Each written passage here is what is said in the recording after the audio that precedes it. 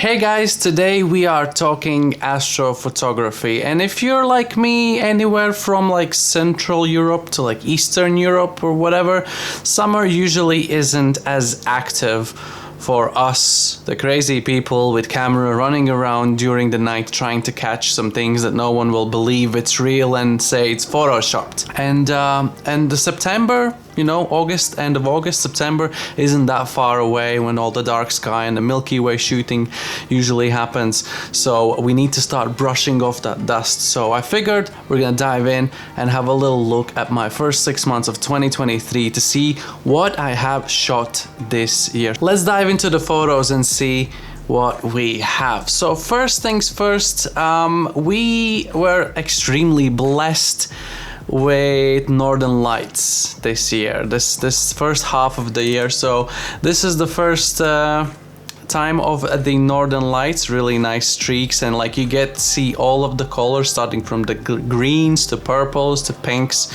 You can see the sky is quite bright and the ground is quite bright as well. There was moon outside and the snow is reflecting all the light, so it literally looks like a daylight with dark skies, stars, and some northern lights. So this is one of the shots. There's another one right here. Like all the streaks and all the detail in these streaks are just, they look really cool. And the last one of this batch, the little pinky just moved on from the right side to the left side, and you get some oranges down here as well.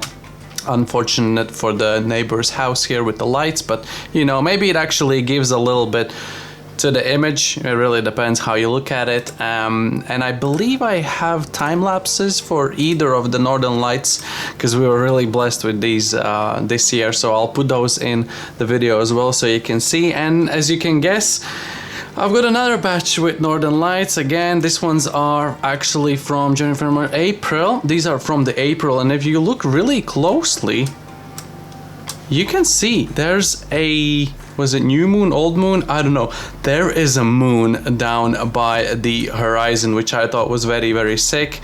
And this was massive, like it just took over the whole sky. I was actually thinking, oh no, is it gonna fit in my 24mm full frame lens? But you know, generally it did fit, and you can see all the streaks and all the, we're pretty much getting the full color spectrum again, from all the yellows, greens, some oranges down to the, it's weird how typically the left side somehow shows more oranges than anything else, and the right side is usually more green, and then the pinks and purples down the middle. And these light streaks are just so cool. Like this one was so powerful that I know everyone that shoots northern lights, they know how it works. You can't really see them that well with the eye. So this one here with all the light streaks, obviously not so saturated, but this one was really easy to, you know, see with your own eye. As I said, obviously it wasn't that saturated with the eye, but camera picks it up very differently, and there's still that little tiny moon. I do think I have a time lapse of this one as well. I think at the very beginning you can see how the moon just goes and disappears down the horizon. So then there was the absolute madness about the green comet, and I was not suited out with the appropriate lens to do it. So this is all shot in the crop mode on Sony a7R III 85mm times 1.6 gives you, I don't know, something like 112mm plus heavy crop, whatever. This is the day when the comet was the closest. Apparently I got unlucky with the cloud cover and all that stuff. We got the color and everything. I've tried brighten up the tail and whatnot in the Photoshop, but it just looks pretty bad. I was really keen just to get an image for myself so I can just point at it and say I took a picture of a comet. So this is what we have here. Obviously for the next couple of nights it kept clear, and I kept on trying. So that's one option. Then there's one here with like star trails in it, and you get to see the green and the yellow dusty bit for the comet as well. Then the next one, I think for the comet itself, probably the better one. Again, I cannot promise you how real the tail is or how Photoshop the tail is, but the comet itself is pretty cool here with the star trails. because I did countless stacks. I wouldn't even know how I made this anymore. I would have to go and watch my own tutorial on YouTube how I stacked a comet photo. And then like, I don't know, a week or so, or less than a week, like 5 days later, the green comet was considerably further away from the Earth, and it crossed the frame. There was like a time frame during the night when it was really, really close to the Mars, and I was like, how sick would that be? Even if they look like 2 little pixels, I'll take a picture of that and I'll say, that's a comet and that's another planet. And it's like, for me, it's like insane value as a photographer, as a massive amateur astrophotographer, insane value to this image, and it came out billion times better than I ever expected with the tools I have. I don't know why there are these pale, these clear spots here from, I don't know, stacking or whatever. These bits are obviously missing stars and whatnot, but look at the Mars. This thing is with its stars, like with its streaks and with its light and with its color, and even the comet with its green and the tail, and you can see how the dust would go this way. And like, I was so happy how this photo turned out. So this is a comet and another planet that I took with an 85mm lens and a camera without tracker on a tripod. Yeah, I think I have a specific video on this one, how I edited this one out. I was really, really proud about this one, so that was really sick. And during those same nights when the weather was clear, I was thinking, it's been a while since I shot the Orion's Nebula. First time ever I shot the Orion's Nebula. I actually have the image here for a comparison. Was the same camera, same lens. 2021, the first time ever I attempted to shoot Orion's Nebula without a tracker on a tripod, stacked, stretched, and, you know, Photoshop and whatever. And this is, in terms of like quality and sharpness, I think the very, very first attempt of mine, which is this one here, is potentially one of the better ones, because you can see these little streaks from the stars. Like, it just feels so sharp. Right, the Orion, as you can see, all the detail, the Running Man nebula, the horse head is really faint, so that's probably the only downside on this image. Like, the horse head is almost like you could definitely, if you don't know it's there, you will definitely miss it. You have no idea there's a horse head nebula. And the Flame nebula looks pretty cool as well. It has a blue tint, quite noisy, but I feel like the sharpness for like an 85mm heavy cropped, it's pretty cool. And then literally 2 years later, I should have the experience, and this is what I shoot 2 years later, the same time when the comet is flying past the Earth. I feel like I've missed the focus. That's one thing.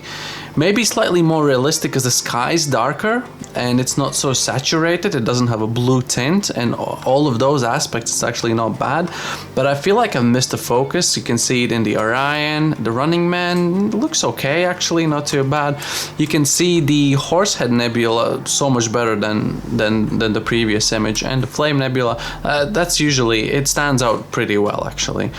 So this is roughly the same nights that I took the Comet and Mars image. So this is what we shot at the same time, and obviously that night was completely packed with near objects to shoot. If you're Northern Hemisphere, like Central Europe, whatever, Pleiades star cluster. So these are like the top two. Orion and Pleiades are the top two deep space objects you're gonna shoot if you have a very basic equipment, because they are reasonably close to the Earth. And this is the Pleiades. I couldn't find the original image, which I took like 2 years ago as well, first ever try on this, but this one was nicely stacked. I used the StarNet++ to do the starless version and just tweak the gases and the dust particles themselves.